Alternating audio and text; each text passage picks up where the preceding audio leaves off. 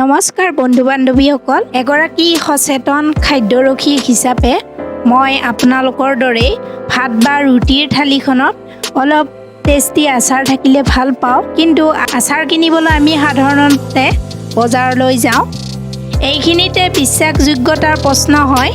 কোম্পানীসমূহে ব্যৱহাৰ কৰা ফলবোৰ, ভেজাল তেলবোৰ আৰু প্ৰিজাৰভেটিভবোৰৰ কোৱালিটিৰ ওপৰত। তাৰ পাছত এইসমূহে আমাক কৰা অপকাৰৰ ওপৰত নকলোৱেই যেনিবা। গতিকে আহকচোন অলপ সময় উলিয়াই নিজৰ লগতে পৰিয়ালৰ স্বাস্থ্যৰ বাবে সুন্দৰ টেষ্টি স্বাস্থ্যসন্মত আচাৰ ঘৰতে বনাওঁ। আজি মই আপোনালোকৰ বাবে টেষ্টি আমৰ আচাৰ এবিধ লৈ আহিছোঁ। আশা কৰিছোঁ আপোনালোকে ভিডিঅ'টি চাই উপকৃত হ'ব। ইয়াৰ বাবে আমাক লাগিব সতেজ আম কেইটামান। ইয়াক মই ছবিত দেখুওৱাৰ ধৰণে স্লাইডকৈ কাটি লৈ প্ৰায় 2 ৰাতি নিমখ পানীত তিয়াই ৰাখিম।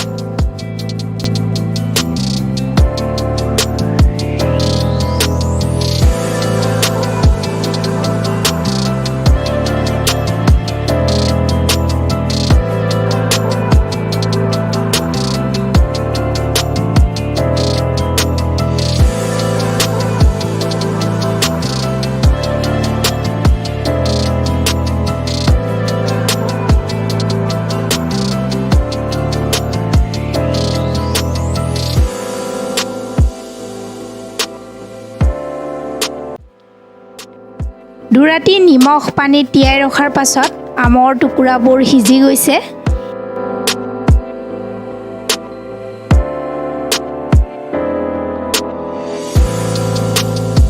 এতিয়া এইখিনি ৰ'দত কিছু ঘণ্টাৰ বাবে মই ৰ'দাম। আমৰ আচাৰৰ বাবে মই এবিধ মছলা ঘৰতে তৈয়াৰ কৰি লৈছিলোঁ। ইয়াত আছে বগা সৰিয়হ, শুকান জলকীয়া, জিৰা, পান মছলা, মেথি গুটি, কালজিৰা, ধনিয়া গুটি। এইখিনি কেৰাহী এখনত ড্ৰাই কৰি লৈ মিক্সিত গুড়ি কৰি লৈছোঁ মই। আনফালে ব্লেক সল্ট, কাশ্মীৰী জ্বলাগুড়ি, ভিনেগাৰ, জিৰা গুড়ি, হালধি, নিমখ, ৰঙা জ্বলাগুড়ি, সৰিয়হ তেল একাপ লৈ লৈছোঁ।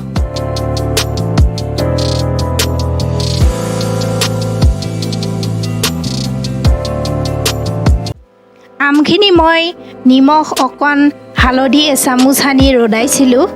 ধুনীয়াকৈ শুকাই গৈছে, এয়া আপোনালোকে দেখিছে। এতিয়া বাউল এটাত আমখিনি লৈ সকলোবোৰ মছলা এড কৰি ভালকৈ লৰাই কিছু ঘণ্টাৰ বাবে আকৌ ৰ'দত দিম।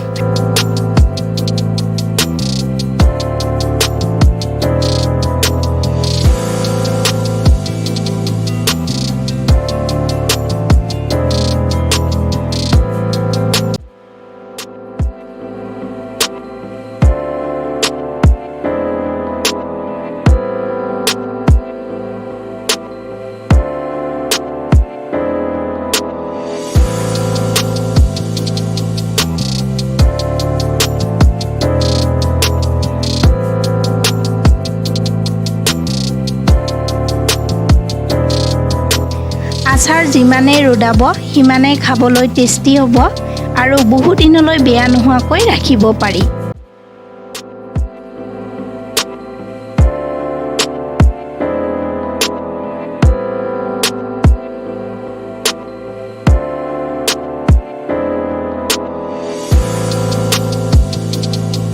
এতিয়া মই কাঁচৰ জাৰ এটাত আচাৰখিনি এনেদৰে ৰাখি দিম।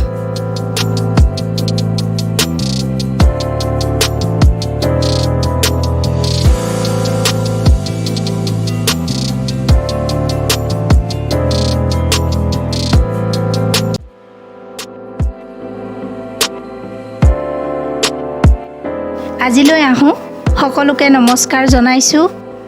আপোনালোকৰ মৰম সঁহাৰিৰ বাবে অপেক্ষা কৰিম। ধন্যবাদ।